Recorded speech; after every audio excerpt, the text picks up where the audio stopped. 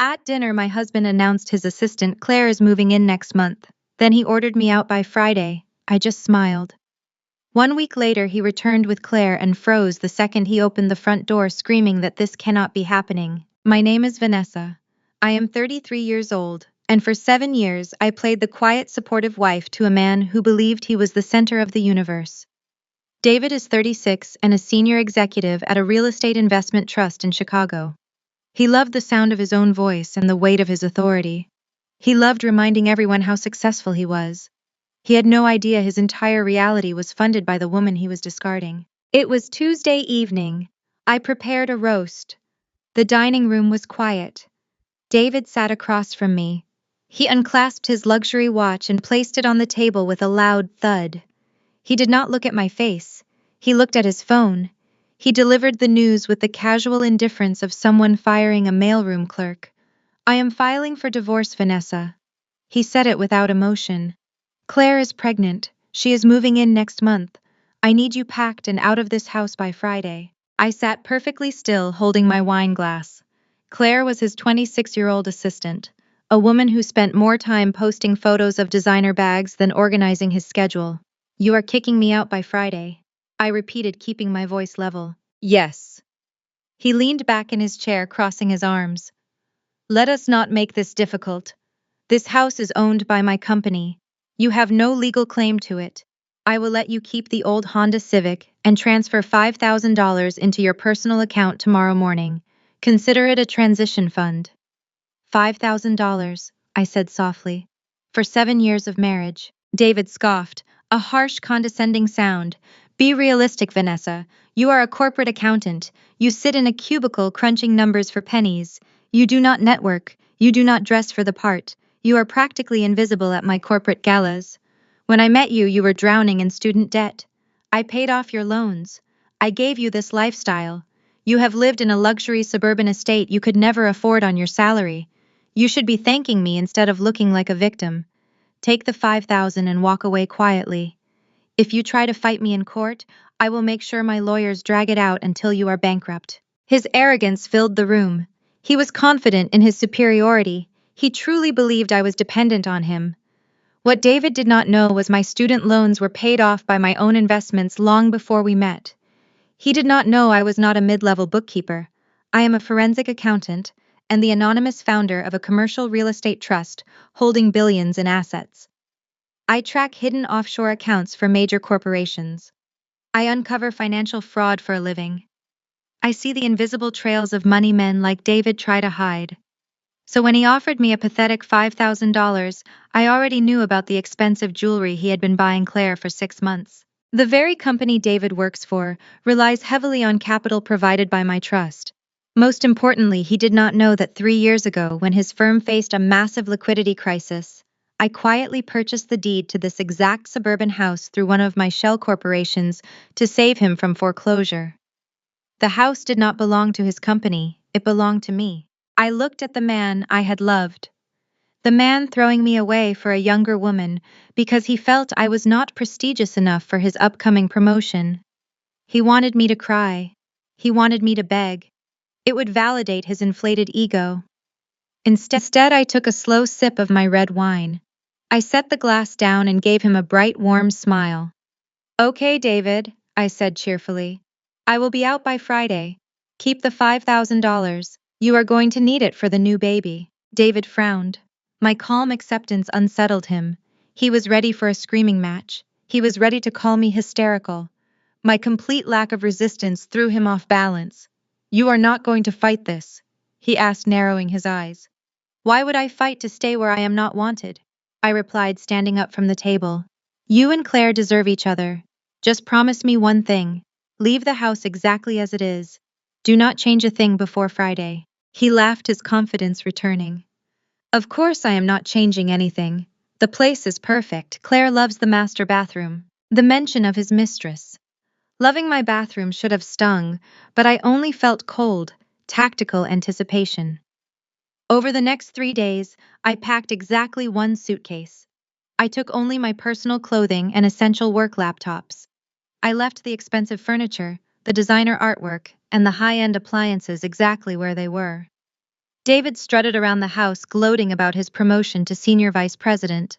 He talked loudly on the phone to Claire, describing the grand life they were about to start. On Friday morning, I walked out the front door. David stood on the porch watching me load my single suitcase into the old Honda. "Have a good life, Vanessa," he said smugly. "You too, David," I replied. I drove away without looking back. What David did not know was that an hour after he handed me my eviction notice, I made a phone call to my property management team. Since I was the sole legal owner of the property, I had approved a massive structural demolition. The house had hidden plumbing issues, and I authorized a complete teardown of the interior framing. David thought he was bringing his pregnant mistress home to a luxurious suburban estate to celebrate their new life. He had absolutely no idea he was about to walk directly into a catastrophic legal and physical nightmare. Friday afternoon arrived with a crisp breeze off Lake Michigan. David pulled his gleaming BMW SUV into the wide driveway of the suburban estate. In the passenger seat, Claire was practically vibrating with excitement. She wore oversized designer sunglasses and clutched a brand new luxury handbag that I knew David had purchased with joint funds. She stepped out of the car surveying the manicured lawn and the grand brick facade. "This is perfect, David," she cooed, adjusting her maternity top. "I cannot wait to redecorate the nursery." David puffed out his chest, looking every bit the triumphant executive. He grabbed her matching designer luggage from the trunk. "I told you I would take care of everything," he boasted. "That miserable accountant is gone and the house is all ours." He strutted up the stone walkway and approached the custom mahogany front door. He reached out and confidently tapped his personalized code into the digital smart lock. A harsh double beep pierced the quiet afternoon air. The keypad flashed a solid angry red. "Access denied." David frowned. He muttered a curse under his breath and tried again, typing the numbers slower this time. Beep beep. Red light. Access denied. Claire sighed, crossing her arms over her chest. "David, let me in. It is freezing out here. I am trying, Claire." David snapped his polished facade, cracking just a fraction. "Vanessa must have messed with the Wi-Fi router before she left. Just give me a second. I am calling a locksmith." He pulled out his phone, but before he could dial, a heavy diesel engine roared down the quiet suburban street. A massive commercial flatbed truck carrying heavy demolition equipment turned sharply into the driveway, blocking David's BMW. Close behind it, a white pickup truck bearing the logo of a major Chicago structural engineering firm parked on the grass. David marched down the steps, his face flushed with indignation. "Hey!" he shouted, waving his arms at the crew. "You cannot park here. This is private property. Get those trucks off my lawn immediately." A burly foreman wearing a hard hat and a high-visibility vest stepped out of the pickup truck. He carried a thick metal clipboard. He looked at David, then looked down at his paperwork. "I am looking for the current occupants," he said, his voice gruff and strictly business. "We have a crew of 12 ready to start tearing out the drywall and load-bearing beams." David stared at him in utter disbelief. "Tearing out the beams? Are you out of your mind? I am the owner of this house, and I did not authorize any construction. If you do not leave right now, I am calling the police." The foreman did not flinch. He simply detached a thick stack of stapled documents from his clipboard and shoved them into David's chest. "Go ahead and call them, buddy. I have a court-approved structural demolition permit right here." The property was flagged for severe code violations regarding the interior plumbing and foundation. "We have a legal mandate to gut the first and second floors to the studs." David ripped the papers from the foreman's hands. His eyes darted frantically across the legal jargon. "This is a mistake," he yelled, his voice pitching higher. "My company owns this property. Look right here." The foreman tapped a heavy finger on the bold print at the top of the permit. "No, your company does not own this property. The legal owner is listed as Vanguard Commercial Trust. They filed the work order yesterday morning. Now you and the lady need to step off the porch. We are bringing the sledgehammers in." Claire let out a high-pitched shriek, dropping her designer bag onto the concrete. "David, my things are in the car. What is going on? Where are we going to live?" "Shut up, Claire," David barked, losing all his composure. He pulled out his phone and dialed my number. I was sitting at a corner table in a high-end coffee shop in downtown Chicago, overlooking the river. My espresso was perfectly hot. When my phone lit up with David's name, I let it ring 3 times before sliding my finger across the screen to answer. Vanessa, what the hell did you do? David screamed into the receiver. His panic was a beautiful sound. There is a demolition crew on my lawn. They are saying some commercial trust owns the house. Call them off right now before I have you arrested for vandalism. I took a slow sip of my espresso, savoring the rich flavor. I cannot call them off, David. I said, my voice smooth and calm. As the sole managing director of Vanguard Commercial Trust, I have a legal obligation to address severe structural hazards on my properties. It is a liability issue. What are you talking about? David stammered, his breath hitching. You do not own anything. My firm bought that house. Your firm financed that house 7 years ago, I corrected him. But do you remember the massive liquidity crisis your division faced 3 years ago? You were terrified of foreclosure. You were desperate to hide assets from your creditors. You brought a stack of transfer deeds to the kitchen table and begged me to help you bury the property under a shell company. You were so panicked you never read the fine print, David. The line went dead silent, except for the sound of Claire crying in the background. You transferred the deed to my private portfolio. I continued, leaning back in my chair. A portfolio I funded entirely with my separate inheritance money before we ever got married. You legally signed the house over to me, David. Your company does not own it. You do not own it. I own it. And I just condemned the interior. Vanessa, you psychotic witch, David roared, his voice echoing through the phone. You planned this. You set me up. I am going to ruin you. I will drag you through court. I will destroy your pathetic little accounting career. You are going to pay for this. I smiled, looking out the window at the bustling city below. You already gave me $5,000 for my troubles, David. I think we are even. Good luck finding a new place for the nursery. I hung up the phone and blocked his number. Back at the driveway, David stood completely paralyzed. The construction crew was already unloading heavy machinery. Claire was sobbing hysterically on the lawn, mascara running down her face, demanding to know why she was standing in the cold instead of taking a bath in her new soaking tub. David felt a wave of absolute humiliation wash over him. He had paraded Claire around his office, promising her a life of luxury, and now he was homeless, standing in front of a house he did not even own. Desperate and shaking with rage, David dialed the one person who always fixed his messes. He called his mother. Patricia answered on the second ring. Mom. David gasped, pacing back and forth on the sidewalk.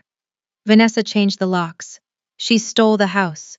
She is trying to ruin me. You have to stop her. Patricia let out a sharp, disdainful scoff through the receiver. Do not panic, David. Your mother is going to handle this right now. That arrogant little girl has forgotten her place. I am already in the city. I am going straight to her miserable little cubicle, and I am going to remind her exactly who she is dealing with. By the time I am done with her, she will be begging on her knees to give you that house back. Patricia gripped her steering wheel tightly, accelerating down the highway. She was heading straight toward downtown Chicago, completely unaware that she was not driving to a low-level bookkeeping firm. She was marching directly into the headquarters of one of the most ruthless forensic accounting firms in the Midwest. And she was about to face a woman who held the financial keys to her entire existence. Patricia gripped her designer handbag as she pushed through the revolving glass doors of the towering commercial skyscraper in downtown Chicago. She marched directly to the marble security desk with her chin held high. She demanded to be sent up to whatever cramped cubicle farm employed her soon-to-be ex-daughter-in-law. The security guard calmly checked his screen and handed her an access badge. He directed her to the private executive elevator. Patricia frowned. She assumed I worked in a windowless basement office filing receipts for a mid-level firm. She swiped the badge and pressed the only button available. The elevator shot upward, bypassing the regular commercial floors and stopping smoothly at the penthouse level. The silver doors slid open to reveal a sprawling reception area bathed in natural light. Floor-to-ceiling windows offered a breathtaking view of the city skyline. Sleek modern artwork hung on the walls. A polished receptionist, sitting behind a massive frosted glass desk, looked up with a professional smile. Patricia blinked in confusion. She checked the suite directory on the wall. It read Sterling and Porter Forensic Financial Group, Executive Offices. Patricia scoffed quietly to herself, assuming I was just a glorified secretary who answered the phones for the real executives. She marched past the reception desk, ignoring the greeting, and pushed her way down the plush carpeted hallway. She threw open the heavy oak door at the end of the hall without knocking. The corner office was massive. It was easily 3 times the size of David's executive workspace. Standing behind a pristine glass desk, I waited. I was not wearing the cheap department store blouses Patricia always criticized. I wore a tailored charcoal designer suit that radiated absolute authority.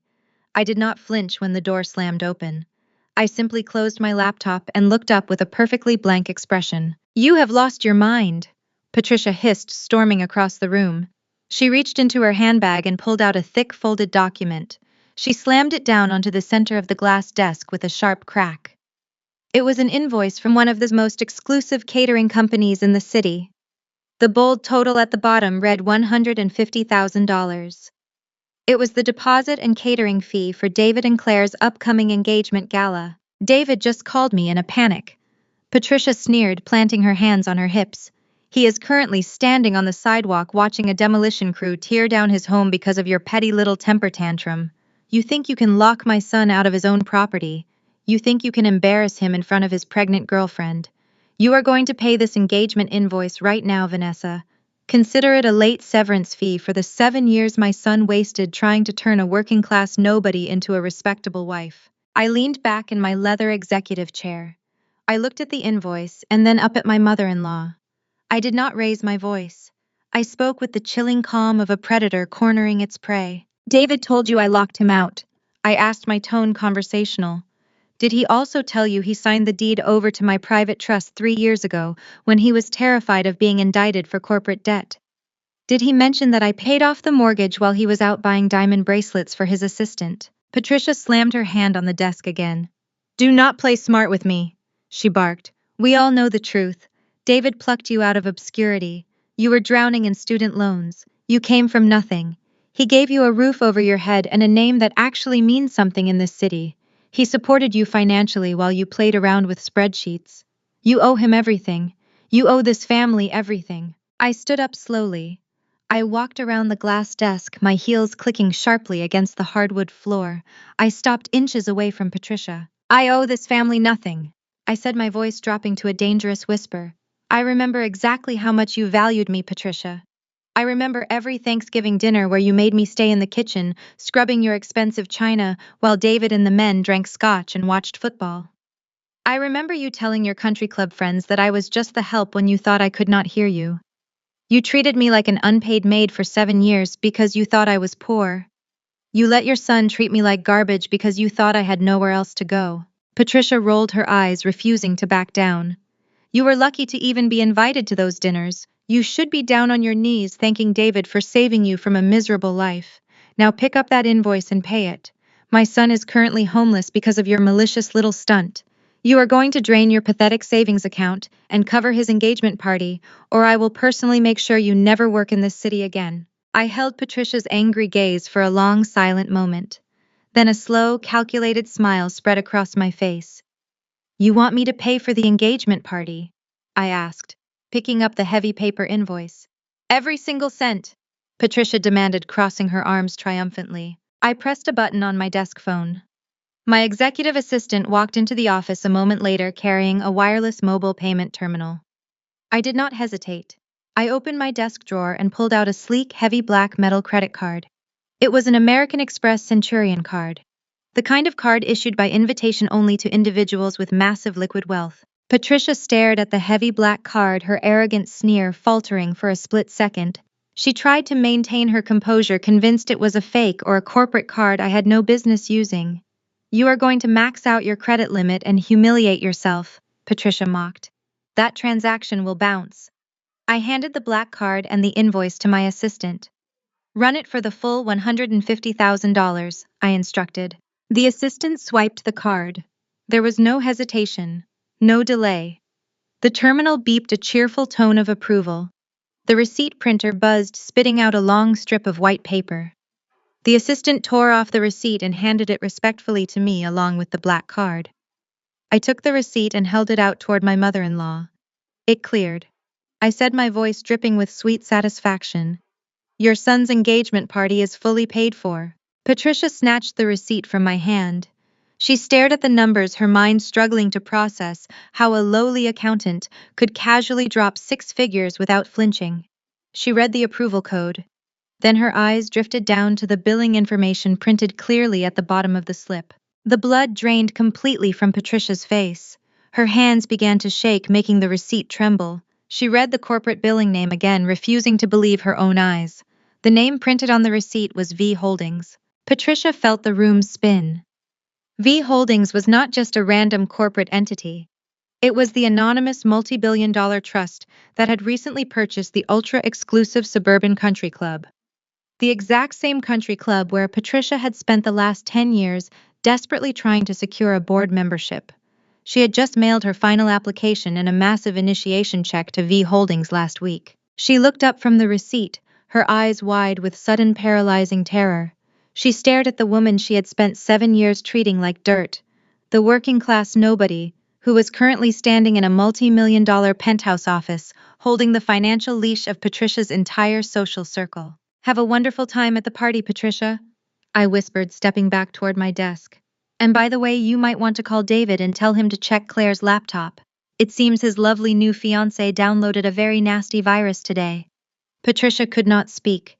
She backed out of the office, clutching the receipt like a death sentence. The heavy oak door clicked shut, leaving me alone in the quiet luxury of my office. I picked up my phone and dialed a number. It was time to call Malik. Patricia stood frozen in the plush carpeted hallway outside my office. She stared at the receipt in her trembling hands. The heavy oak door had just clicked shut behind her, but her feet refused to move. The name printed at the bottom of the slip burned into her mind. V Holdings. She knew that name. Everyone in her elite suburban social circle knew that name. V Holdings was the anonymous multi-billion-dollar entity that had just purchased the highly exclusive country club in her neighborhood. Patricia had spent the last 10 years of her life kissing up to board members, hosting lavish charity dinners, and faking smiles at endless social events just to secure an invitation to join the elite executive committee of that exact club. She had mailed her final application and a massive initiation check to the new management only last week. Patricia slowly lifted her head. Her breathing grew shallow and erratic. She turned around and shoved the heavy oak door open again. She marched back into my office, her designer handbag swinging wildly at her side. "What is this?" she demanded, slamming the receipt back onto my pristine glass desk. "What kind of sick trick are you pulling, Vanessa? Did you steal a corporate credit card from your boss? Do you have any idea who V Holdings is? They own half the commercial real estate in this city. They own my country club. If you are committing credit card fraud to pay for my son's engagement party, I will have you thrown in federal prison." I did not flinch. I did not even blink. I remained perfectly still in my leather executive chair. I steepled my fingers, resting my elbows on the cool glass of my desk. "I am fully aware of what V Holdings owns, Patricia," I said, my voice smooth and dangerously quiet. "I know they own the commercial blocks downtown. I know they hold the primary debt on David's firm. And I am intimately aware that they recently acquired your precious suburban country club. I know all of this because I am the founder and sole managing director of V Holdings. The money that just paid for David and Claire's lavish party came directly from my personal trust." Patricia's mouth opened, but no sound came out. The blood drained entirely from her face, leaving her skin a pale, sickly gray. She gripped the edge of my desk, her knuckles turning white. She was trying to process the magnitude of what I was saying. The woman she had treated like a peasant for 7 years was the primary shareholder of the very institution she worshipped. I held the financial leash of her entire high society world. Since we are on the topic of the country club, I continued, casually picking up a sleek silver pen and twirling it between my fingers. "I actually reviewed the incoming board applications this morning over my first cup of coffee. Your application crossed my desk, Patricia. I recognized your signature immediately." Patricia swallowed hard. Her eyes were wide with a rising sense of absolute terror. "I rejected it," I said softly. "I ordered the membership committee to decline your application and refund your initiation check. You will never sit on that board. In fact, I instructed them to revoke your standard membership effective at the end of the month. You are no longer welcome on the property. You cannot do that. Patricia gasped, her voice trembling. I have friends there. I have hosted galas there. You cannot just banish me. I can do whatever I want, Patricia, I replied, standing up slowly. I walked around the desk, closing the distance between us. I towered over her. I was wearing a custom-tailored charcoal designer suit that radiated power and wealth. I looked down at her off-the-rack seasonal dress and her flashy oversized jewelry. You used to mock my clothes at every family holiday, I reminded her, keeping my tone icy and controlled. Do you remember the Christmas dinner 3 years ago? You told your friends my style was pedestrian. You laughed and said I looked like I bought my entire wardrobe from a suburban discount rack. You told everyone David was an absolute saint for putting up with a wife who lacked basic social refinement. Patricia took a step back, her eyes darting toward the door. My suits always cost more than your entire car, Patricia, I said, stepping closer and forcing her to retreat another step. But I never felt the need to brag about it. True wealth does not need to scream for attention. It does not need to belittle people at a dinner table to feel powerful. You spent 7 years looking down your nose at my working class background. You thought your son saved me from poverty. You never realized I was the one keeping his entire division from going bankrupt. I let you play your little high society games because I genuinely did not care about your petty social climbing. But now you have crossed a line. You came into my office demanding money. You insulted me in my own corporate headquarters. Please, Vanessa. Patricia whispered, her arrogant facade completely shattered. Do not take the club away from me. It is all I have. My friends will ask questions. I will be ruined. Tell them you decided to spend more time with your son, I suggested with a cold smile. Tell them you are helping him look for a new house, since his current one is currently missing its load-bearing walls. Patricia stared at me, tears of sheer humiliation welling in her eyes. The realization that she had destroyed her own social standing by protecting her narcissistic son finally hit her. She turned to leave, defeated and broken. Before you go, Patricia, I have a parting gift for you, I said, walking back to my desk. I picked up a thin manila folder and held it out toward her. Take this. You are going to need it. Patricia slowly reached out and took the folder with shaking hands. She opened it and looked at the single sheet of paper inside. It was a printed email screenshot. It displayed a complex string of code and network logs. What is this? She asked, her voice barely a whisper. That is a network diagnostic report, I explained, sitting back down in my chair. It shows that Claire's personal laptop has been pinging a highly secure corporate server at David's firm. Your son's new pregnant girlfriend is not just a homewrecker, Patricia. She is downloading files she has absolutely no business touching. She is routing data through unencrypted channels. I highly suggest you go warn your golden boy before the federal agents show up at his office and ask why his assistant is moving large sums of money in the dark. Patricia dropped the folder. The papers scattered across the plush carpet. She backed away from my desk, her hands covering her mouth in a state of nervous shock. She stumbled toward the heavy oak door, pushing it open and fleeing down the hallway without looking back. I watched the door swing shut. The quiet luxury of my penthouse office returned. I took a deep cleansing breath and picked up my cell phone from the glass desk. I scrolled through my contacts until I found the name I was looking for. My brother-in-law. The husband of my sister Haley. He was an African-American cybersecurity expert who possessed an intellect sharp enough to rival my own forensic skills. He despised David and everything my husband represented. I pressed the call button and held the phone to my ear, listening to the steady ringing tone. The trap was set, and the bait had been taken. It was time to unleash the full force of a digital nightmare upon David and Claire. I waited for Malik to answer the phone, ready to hand him the keys to their destruction. The line clicked and connected. Malik answered on the first ring. His deep voice resonated through the speaker, calm and completely awake, despite the late hour he usually kept. She took the bait, Malik, I said, leaning back in my leather chair. Patricia practically ran out of the building. And David is currently standing on a sidewalk watching his fake kingdom get gutted to the studs. Malik let out a rich, booming laugh. I saw the demolition permit clear the city database this morning, Vanessa. You do not play around. But we have bigger fish to fry right now. Are you looking at the secure portal?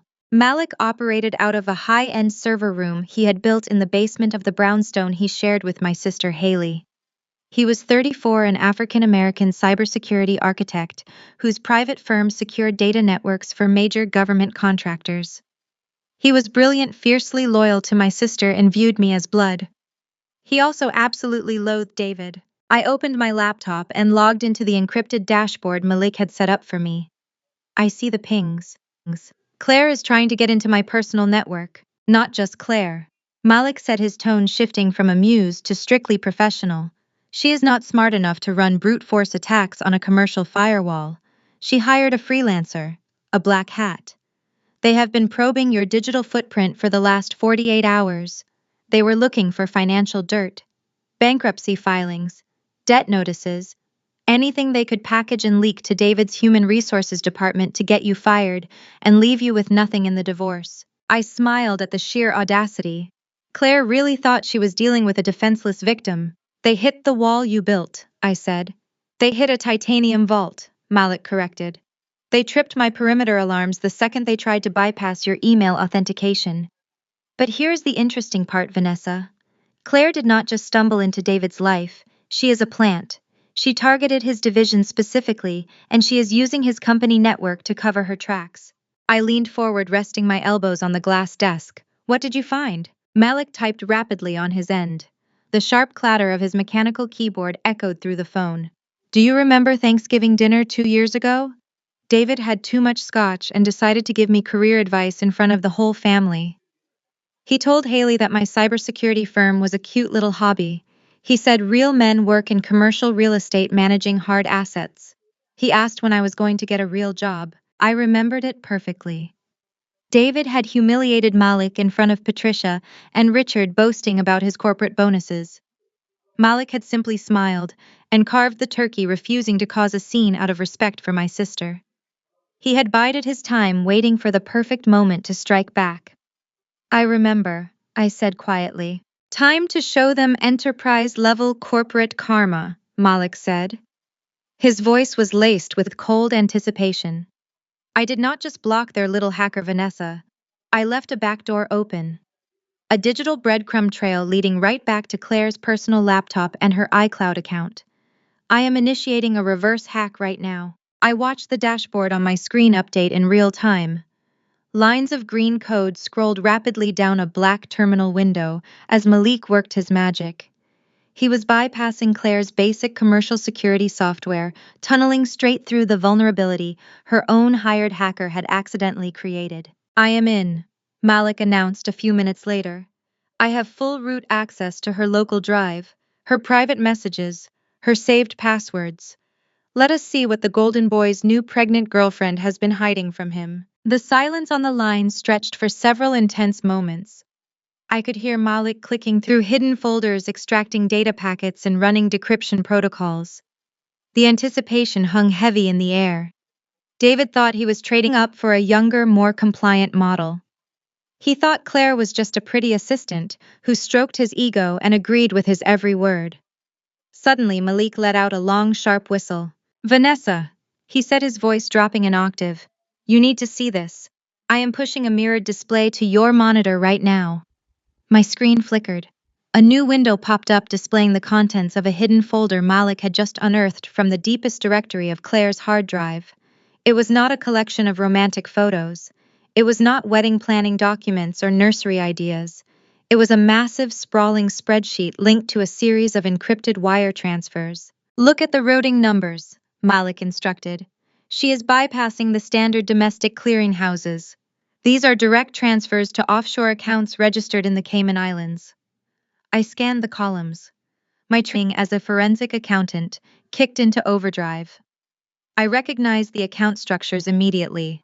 These were shell corporations explicitly designed to launder money and hide massive liquid assets from federal regulators. But the truly shocking part was the source of the funds. Malik. I breathed, my eyes darting across the glowing screen. These routing numbers originate from David's division. These are the corporate accounts for the real estate investment trust he manages. The exact same accounts my firm audits. Exactly, Malik said. She is not just an assistant, Vanessa. She is a professional white-collar grifter. She has been skimming off the top of David's commercial deals for months. And because David is too arrogant and too lazy to verify the administrative paperwork he signs, she has been using his executive authorization credentials to clear the transfers. I felt a cold thrill wash over me.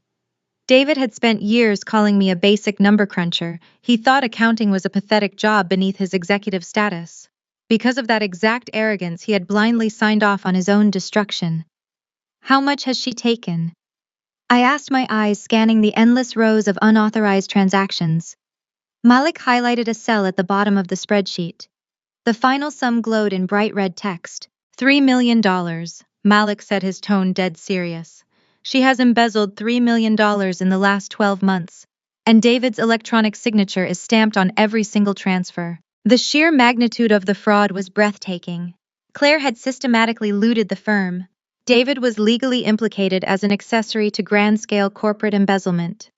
He had thrown away his marriage, his home, and his future for a woman who was actively setting him up to take the fall for a massive federal crime. Package the data, Malik.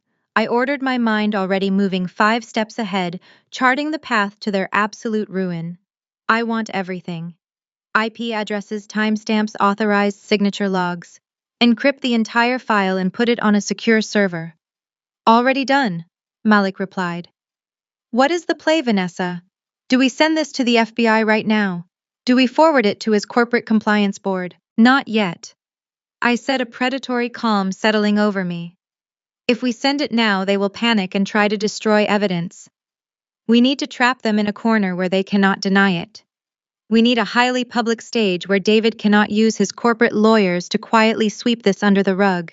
You are going to let them hang themselves, Malik said, sounding deeply satisfied.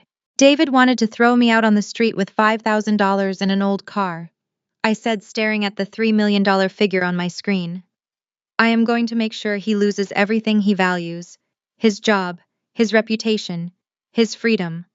Lock down that file, Malik. The real show is about to begin. I left my penthouse office and took a private car straight to the brownstone Malik shared with my sister Haley. I needed to see the raw data with my own eyes. When I walked down the basement stairs into his server room, the glowing monitors illuminated his focused expression. He handed me a tablet synced directly to the secure drive where he had isolated Claire's files. I scrolled through the transaction logs. The deeper I dug, the more I realized Claire was not just a greedy 26-year-old opportunist looking for a quick payday. She was a highly skilled white-collar grifter. She had operated this exact scheme before. The shell corporations in the Cayman Islands were layered with complex proxy directors and fake holding companies. It was a sophisticated web designed to wash corporate real estate funds until they vanished into thin air. But she made one fatal miscalculation. She targeted a firm audited by my private company. Look at the routing sequence here, I said, pointing to a block of highlighted transactions on the tablet. She did not take the $3 million all at once. She bled the account slowly over 12 months. She attached fractional wire transfers to legitimate vendor payments. When David approved the monthly construction invoices, she slipped her offshore routing numbers right underneath the approved vendor codes. Malik leaned back in his chair, crossing his arms. And because your soon-to-be ex-husband was too busy playing the big-shot executive to actually read the financial breakdowns, he authorized every single one of those transfers. His unique digital signature validates the entire fraud. A harsh laugh escaped my throat. I stood up and paced across the concrete floor of the lab. For 7 years, David bragged at every family gathering about being a financial genius. He loved to remind my parents and my sister that he was the mastermind securing multi-million-dollar commercial deals while I just pushed papers around a desk. He called me a glorified calculator. He was so incredibly arrogant about his wealth and his title. He truly believed he was untouchable. Yet he was so blind and so completely obsessed with his own ego that he let a 26-year-old assistant systematically loot his division right under his nose. He signed the authorizations. He gave her the security clearance. Legally, David did not just commit adultery. By co-signing these digital transfers to fund her extravagant lifestyle, he became a direct accessory to grand-scale corporate embezzlement. The federal government would not care if he was simply too lazy to read the paperwork. In the eyes of the Securities and Exchange Commission, he was a co-conspirator. He handed her the keys to the vault because she stroked his ego. Malik said, shaking his head in disgust. He threw away his marriage for a woman who was actively framing him for a federal crime. I walked back to the monitors. I felt no pity. I felt no sorrow. I only felt the cold, precise thrill of a hunter watching the trap snap shut. Package the evidence, Malik, I said, my voice steady and resolute. Malik turned back to his mechanical keyboard. His fingers flew across the keys with practiced speed. He compiled the digital breadcrumbs into a massive encrypted folder. He included the offshore account numbers, the altered vendor invoices, the IP addresses, originating from Claire's laptop, and the unalterable time-stamped logs of David's digital signatures. I am building the distribution lists now. Malik reported, his eyes locked on the scrolling code. I have the direct email servers for the FBI White-Collar Crime Division. I have the portal for the SEC Whistleblower Program. And I am loading the contact information for the Corporate Compliance Board at David's Real Estate Investment Trust. One push of a button, Vanessa, and this goes straight to the top of the food chain. The feds will freeze his assets before he even wakes up tomorrow morning. I stared at the blinking cursor on the screen. The urge to hit send was overwhelming. It would be so easy to end him right now. One click and the authorities would swarm his office. But a quiet, invisible takedown was too good for David. He had humiliated me privately for years. He had tried to discard me like trash. He needed to be destroyed in the exact same arena where he drew his power. He needed a public stage. Hold the packet, I instructed. Do not send it to the authorities yet. Malik stopped typing. He looked at me with a questioning, raised eyebrow. You want to sit on a $3 million fraud case. I want him to feel safe. I explained, a slow smile forming on my lips. If we alert the authorities tonight, he gets arrested in the dark. He gets to hire defense lawyers and spin a narrative that he was manipulated. I want to back him into a corner where his entire network of elite investors watches him fall. I want his billionaire CEO to see the evidence at the exact moment David thinks he is winning. Keep the file encrypted and ready to deploy on my command. Malik grinned, recognizing the strategy. You are building a guillotine, Vanessa. I am just doing my job as an accountant, I replied smoothly. I am balancing the books. We spent the next hour reviewing the final details of the data packet. Haley came down the stairs bringing us fresh coffee and listening as we outlined the magnitude of the financial crime. She hugged me tightly, expressing her absolute disgust for the man I had married. We were just finalizing the secure server protocols when the heavy silence of the evening was violently shattered. A massive booming sound echoed from the floor above us. Someone was hammering their fists against the heavy front door of the brownstone with terrifying force. The sudden noise made Haley jump. The pounding did not stop. It grew louder, more frantic, and deeply aggressive. A muffled, furious voice screamed from the street outside, piercing through the thick glass windows of the living room. Vanessa! The voice roared, laced with pure, unhinged rage. Open this door! I know you are in there! It was David. He had lost his house. He had been humiliated by the demolition crew. He had watched his mother fail to intimidate me. Now he was standing on my sister's front porch, completely out of his mind with anger, demanding a confrontation. Malik slowly stood up from his computer monitors. His expression hardened into a look of absolute protective authority. He cracked his knuckles, the sound sharp and distinct in the quiet basement. Stay here, Malik said, his voice dropping to a low, dangerous calm. I will handle the golden boy. I set my coffee mug down on the table. No, I said, my eyes flashing with anticipation. We handle him together. Let him in. Let him dig his grave a little deeper before we bury him. The heavy wooden door of the brownstone shuddered under the violent impact. Malik did not rush. He moved with deliberate, calculated steps. I stood back in the shadows of the hallway, my heart beating a steady, calm rhythm. The pounding did not stop. It grew louder and more frantic. The antique stained glass in the door rattled against its lead framing. Malik unlatched the deadbolt and swung the door open. David stumbled forward, his fist raised for another strike, catching empty air. He reeked of cheap cologne and desperate sweat. His expensive tailored suit jacket was hopelessly wrinkled. His silk tie hung loose and crooked around his neck. The polished executive facade he spent years cultivating had completely melted away, leaving only a cornered, frantic man throwing a temper tantrum. "Where is she?" David screamed, spittle flying from his lips.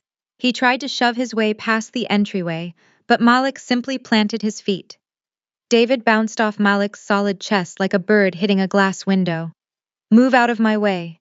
I am going to have both of you thrown in federal prison." Malik crossed his arms over his chest.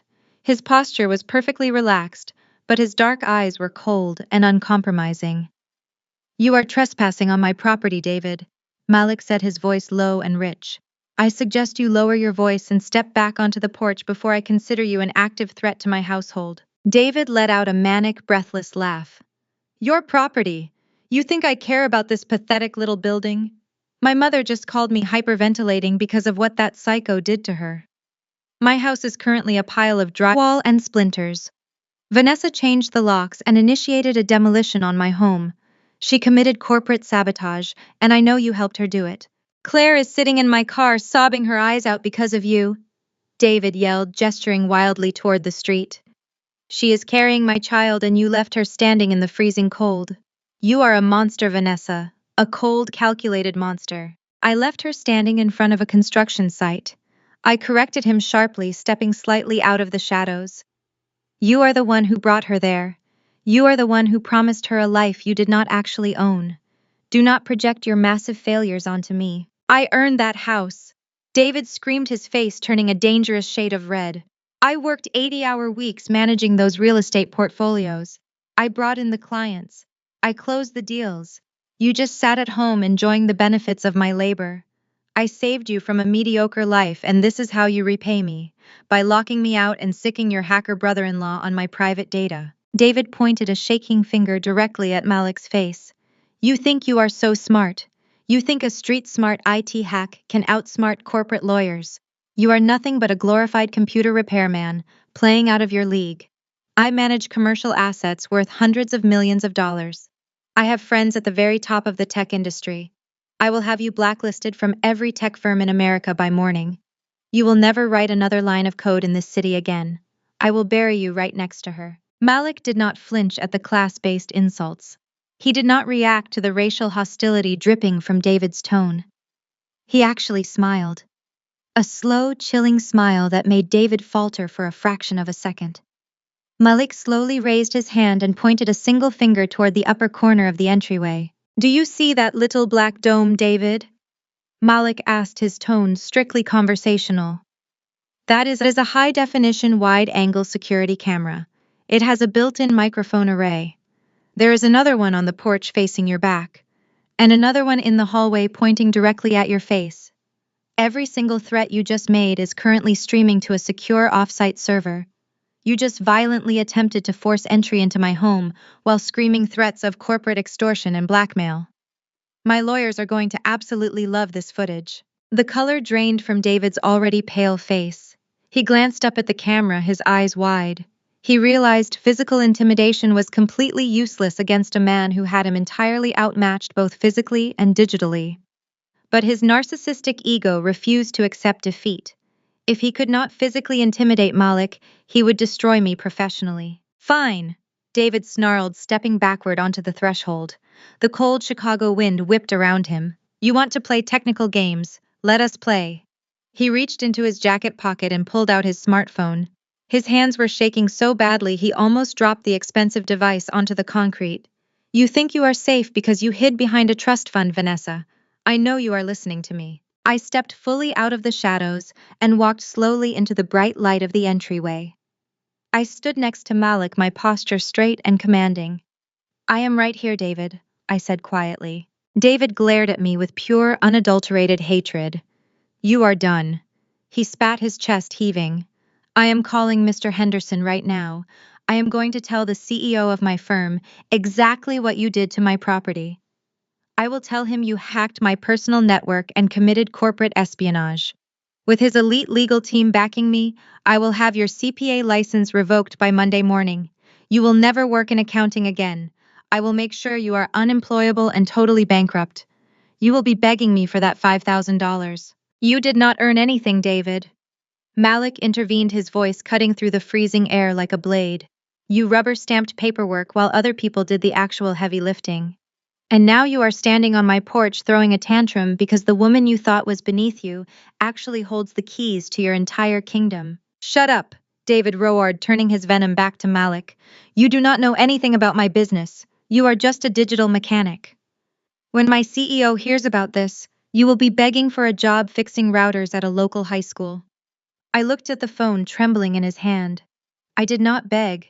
I did not ask him to stop.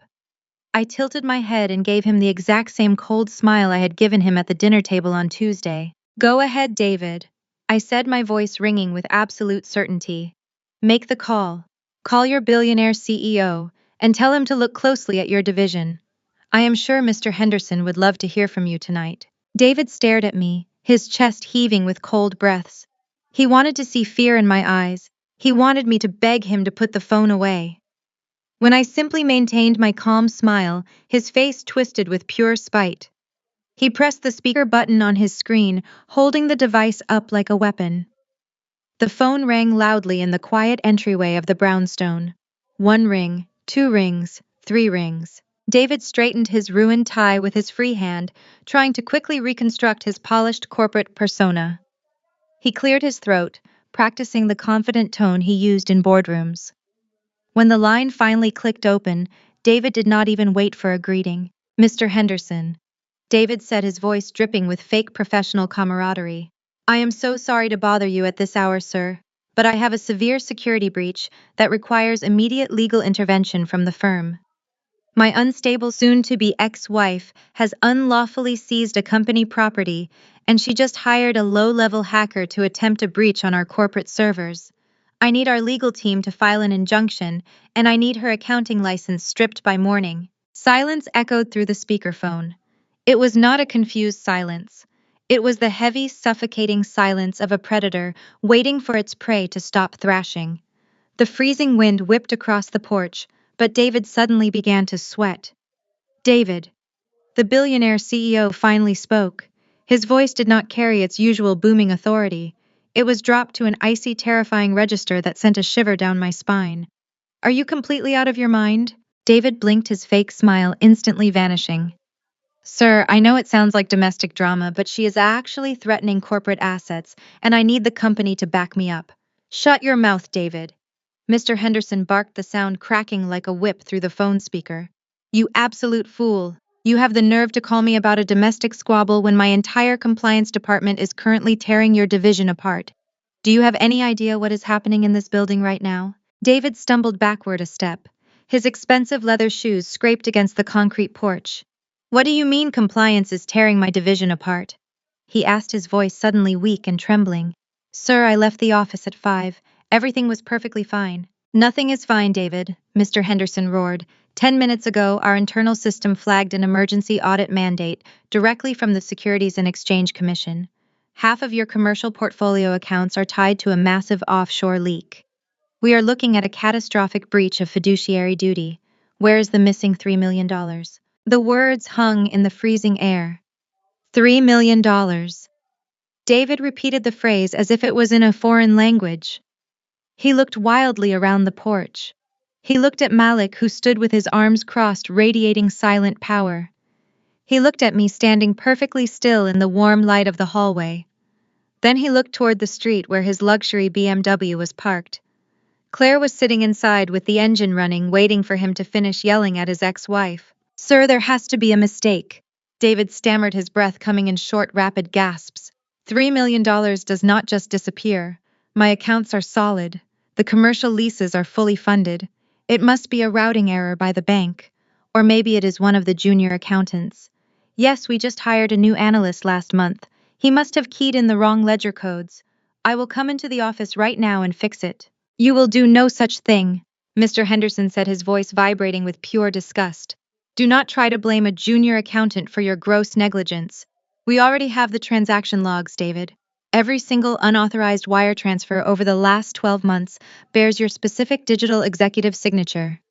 You personally authorized fractional payments to shell corporations in the Cayman Islands. You signed the vendor approvals. You gave the security clearance. David gripped his hair with his free hand. He was spiraling into absolute panic. Sir, I swear to you, I never authorized offshore transfers. I do not even know how to set up a Cayman account. I have my assistant handle the vendor payouts. Claire handles the administrative routing. She just puts the files on my desk and I sign them so we can keep the projects moving. You let a 26-year-old assistant manage millions in liquid capital without basic oversight? Mr. Henderson asked. The contempt in his voice was absolute. You handed the keys to the corporate vault to your mistress, and you did not even bother to read the final ledgers. You are not just fired, David. You are legally implicated in grand-scale corporate embezzlement. Sir, please. David begged, his voice cracking. It was her. Claire tricked me. I am a victim here. We can trace the money. We can get it back. Just let me talk to the legal team. The legal team is currently preparing to hand you over to the federal authorities, Mr. Henderson said coldly. We received a highly classified forensic audit report an hour ago. It was compiled by a certified expert who handed us your entire digital footprint on a silver platter. The report detailed every single stolen dollar, every fake vendor invoice, and every offshore account routing number. Your career is over, David. David slowly lowered the phone away from his mouth. He looked at me. His eyes were wide with a rising, horrifying realization. He remembered what I did for a living. He remembered how many times he called my job pathetic and beneath him. He remembered Malik standing quietly at family dinners while David insulted his technology consulting firm. The pieces finally clicked together in his arrogant mind, but it was far too late. Vanessa! David whispered, his voice cracking with pure terror. What did you do? I did not answer him. I just kept smiling, that same cold, empty smile. David. Mr. Henderson barked through the speakerphone, demanding his attention one last time. Listen to me very carefully. You will hand over your corporate badge to the security desk immediately. You will clean out your desk under armed supervision. And do not even think about showing your face at the board meeting tomorrow morning, unless you want the FBI waiting for you with handcuffs. The line went completely dead. David stood on the porch staring at the black screen of his phone. The freezing wind howled down the street, rustling his wrinkled suit jacket. He had come to my door demanding submission. He had come to destroy my professional life. Instead, he had just broadcast his own complete and total destruction on speakerphone for me to hear. Malik stepped forward, filling the doorway with his solid frame. I think it is time for you to leave, David. Malik said, his voice low and dangerous. You have a very busy weekend ahead of you. David did not scream. He did not threaten us anymore. He turned around like a broken machine and stumbled down the concrete steps toward his car, where the woman who had just ruined his life was waiting. David stumbled down the concrete steps of the brownstone. The freezing Chicago wind whipped at his ruined suit jacket, but he could barely feel it. He reached his luxury SUV and pulled the heavy door open. Claire was sitting in the passenger seat, scrolling through social media on her phone. The heater was blasting. She did not even look up when he got in. Drive, David, she complained, adjusting her maternity sweater. I have been waiting out here for 20 minutes and I am freezing. Did you put your ex-wife in her place? David gripped the steering wheel with trembling hands. He stared blankly through the windshield at the icy street. His chest heaved as he struggled to pull air into his lungs. They know Claire. David whispered, his voice completely hollow. Mr. Henderson just fired me on speakerphone. Compliance ran an emergency audit. They found the offshore accounts. They know about the $3 million. Claire finally looked up from her phone. For a fraction of a second, genuine panic flashed across her youthful face. But Claire was not the type of woman to retreat. She was a professional grifter who survived on sheer audacity. The panic vanished, replaced by a stubborn, arrogant sneer. So what? Claire scoffed, tossing her phone into her designer handbag. Let them audit whatever they want. The shell corporations are registered under proxy names in the Cayman Islands. The money is washed and untouchable. Your CEO is just trying to scare you because he is bleeding capital. They cannot touch us. David turned to look at her, his eyes wide with disbelief. Claire, you do not understand, he said. They have my digital signatures. Vanessa ran a forensic report. The federal authorities are going to be involved. I am completely ruined. My career is over. Stop whining, David. Claire snapped, her voice sharp and commanding. This is exactly why you need me. You panic at the first sign of trouble. If you act like a guilty man, they will treat you like one. We are not going to hide in the shadows and let some bitter accountant dictate our future. We have the money, we have the connections. We need to project absolute power. David looked at her desperately searching for a lifeline. What are you talking about? He asked. The engagement gala. Claire stated, her eyes gleaming with toxic ambition. We are moving forward with. I already secured the deposit for a massive historic mansion on the Gold Coast. We are going to invite every major real estate developer, every investor, and every elite socialite in Chicago. We are going to throw the most lavish party this city has ever seen. When your colleagues see us dripping in wealth and confidence, they will realize your CEO is just a jealous old man. We control the narrative, David, not him. David was a weak man who fed on external validation. Claire knew exactly how to manipulate his narcissistic ego. By promising him a grand public spectacle, she successfully blinded him to the massive legal train wreck heading straight towards them. He slowly nodded his chest, puffing out slightly as he started the engine. 2 days later, the digital invitations went out. Claire spared no expense utilizing a high-end event coordination software to reach the absolute pinnacle of Chicago high society. She also made a deliberate, incredibly foolish decision.